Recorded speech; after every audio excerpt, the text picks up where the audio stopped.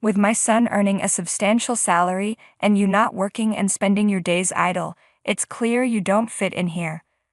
From now on, I'll be living here with my son, so you need to leave immediately. It was an unusual day. My husband, who typically stayed in his room, was out when the intercom rang loudly. I answered the door to find my mother-in-law standing there. "What's this?" she demanded sharply. "You should have answered the door immediately when the intercom rang. You're truly a useless wife who can't do anything right." "I'm sorry, I was working and didn't hear it," I replied, trying to explain.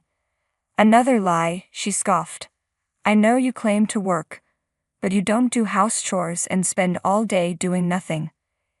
"It's not a lie," I insisted. "It doesn't matter whether you're busy or not," she retorted, her disdain clear. She produced a piece of paper and waved it in front of me. "Do you know what this is?" I looked at it confused. "What is it?" "These are divorce papers," she declared with a smug smile. "Filled out by my son. He doesn't want you anymore.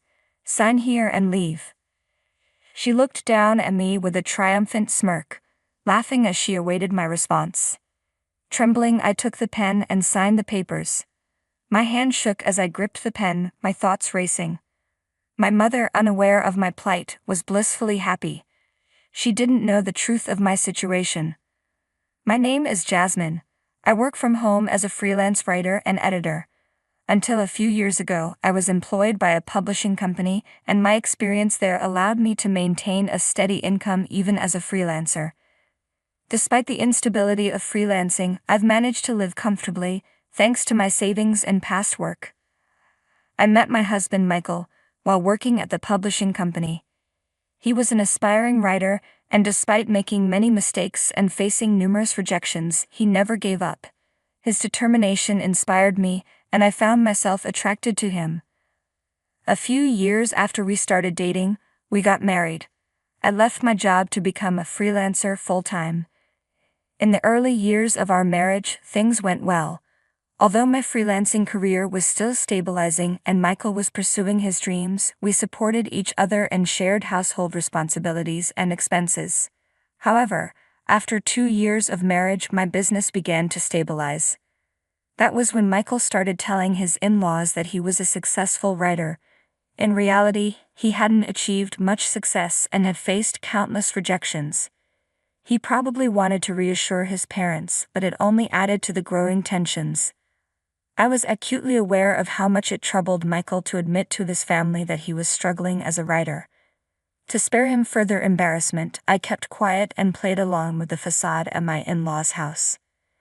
Initially, I thought all I had to do was stay silent, but as Michael's fabricated image of being a successful author took hold, I found it increasingly difficult to feel comfortable in his family's presence. Not only did my in-laws buy into Michael's story, but they began labeling me as a useless wife. They saw me as someone who lived off her successful husband, not understanding or valuing my freelance work from home. Their lack of familiarity with my work style only fueled their misconceptions, and I couldn't entirely blame them for that. Still, their attitude toward me grew harsher over time. Each visit to their home became a challenge. They would question how I, a wife who supposedly did neither work nor house chores, could justify my presence. "I've told you many times," I would explain. "I'm a freelancer, so I work from home." We discussed sharing household duties when we got married. Their responses were dismissive and condescending. "You claim to work from home, but it's not a real job. You don't earn much, and Michael supports both you and your expenses." Their criticism was relentless, and it was clear they had little respect for my work or my contributions to the household.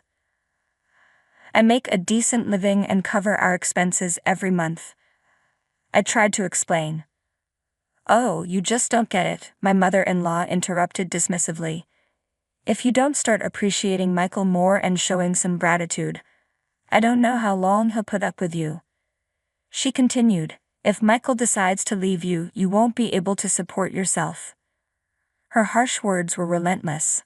I almost sighed aloud but managed to keep my frustration in check. I wanted to tell her that I handle most of the household expenses and chores while Michael, who doesn't have a job or contribute to the housework, doesn't pull his weight. But I swallowed those words too. Initially, I only faced sarcastic comments from my in-laws when Michael wasn't around. Recently, things had worsened.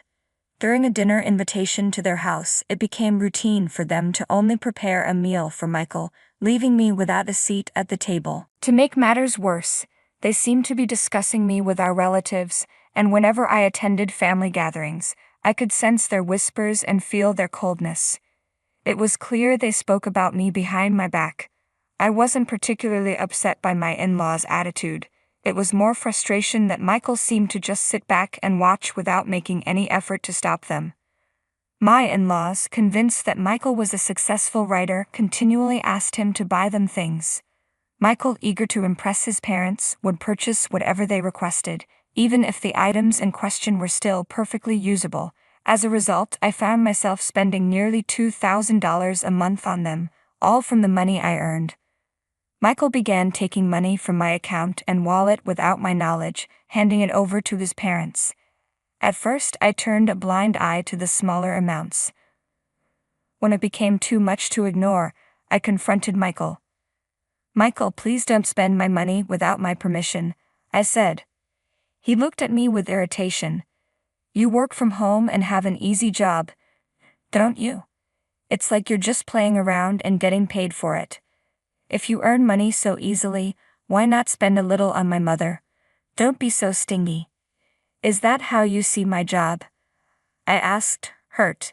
"Yes, it's a job where I stay home, but it's not as easy as you think." Michael scoffed, dismissing my concerns. "I think it's an easy job because you're home all day," he said, laughing as he walked away, heading to his room. Watching him retreat, I realized that I had reached my breaking point. I couldn't endure any more of this. I would divorce him. I had always believed that Michael was on my side, despite what his parents said. I tried my best to support him, but even he was mocking me. I knew he spent hours in his room, but he never wrote a single word of his manuscript. Instead, he played computer games all day. When I first met Michael, he was incredibly dedicated to this work, passionate about writing something truly captivating. But now that determined Michael seems to be a distant memory. Instead, I see only the man who, along with his in-laws, mocks me. I decided to start looking for a single-person apartment quietly. As I searched for a new place, I gradually packed up my belongings, preparing to leave at a moment's notice. Not long after, I found an apartment I liked and had already seen it. One day, while Michael was out, my mother-in-law showed up at our house unannounced. She rang the intercom with enthusiasm and made herself at home, sitting down on the sofa in the living room, as if it were her own. "Jasmine, you need to get out of this house," she declared abruptly. "What are you talking about?" I asked, bewildered. "I've been telling you for a while now," she said, "that you're unemployed and still don't do any house chores. You're nothing more than a useless wife.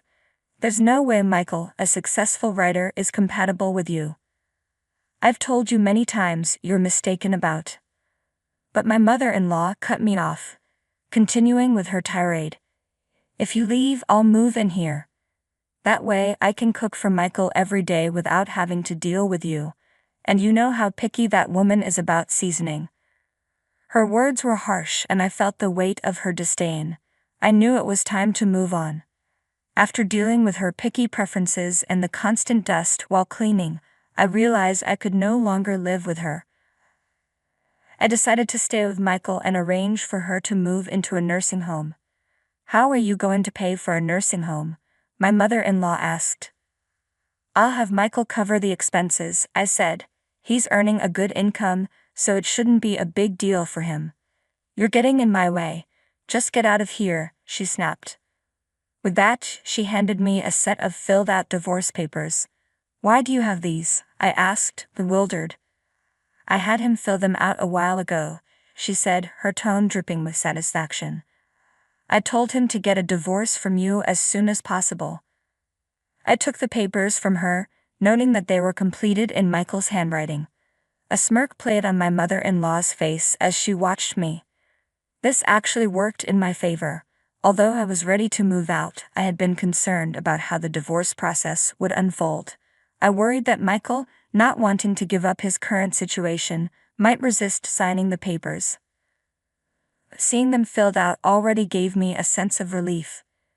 It was one less obstacle to worry about. I had braced myself for a lengthy discussion and potential conflict, so it was a stroke of luck that the divorce papers were handed to me so easily. My mother-in-law seemed a bit taken aback by how quickly I signed the papers, but she soon composed herself and took on her usual stance. "Now get out of here," she demanded. "Leave the furniture behind. Everything was bought with Michael's money, so you can't take anything with you." She laughed, clearly pleased with herself. I packed up my belongings swiftly and moved into the new apartment. On my way, I filed the divorce papers at the municipal office, marking the beginning of my new, independent life. I was pleasantly surprised at how peaceful and undisturbed it was to live alone. Without interruptions or mockery, I noticed my work seemed to be progressing better than ever. 3 days into my new life, while working from home, I received a call from Michael. His voice, drenched in desperation, was unlike anything I had heard before. "Please come home," he pleaded, sounding utterly pathetic. "What's wrong now?" I asked, puzzled. "I'm sorry. I apologize. Please come back." "I'm not coming back. We're already divorced." I never agreed to the divorce.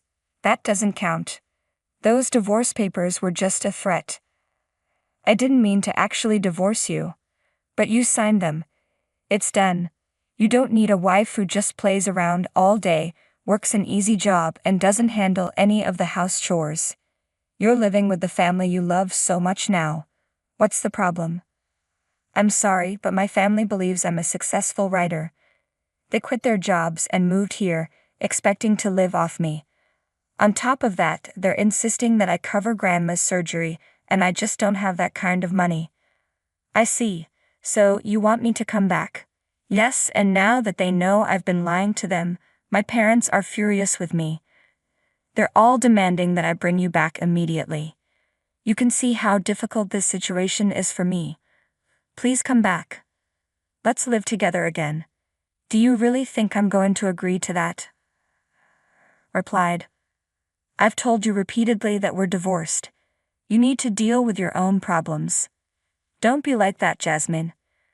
Despite my firm refusal, Michael kept insisting, refusing to let go. I reminded him, "I've told you countless times that we're strangers now, that we're divorced. It's frustrating." "All right, if you're so insistent on divorcing me," Michael said, "then you should be responsible for paying for my parents' care and alimony. You should have taken care of that when we were married." "Are you serious?" I asked, astonished. "If you hadn't divorced me, we would have had to pay for their care ourselves. You should be the one to handle it now." They found out I was lying about being a successful writer, and my parents are upset and emotionally hurt because of your selfish decision to divorce. "I can't pay alimony.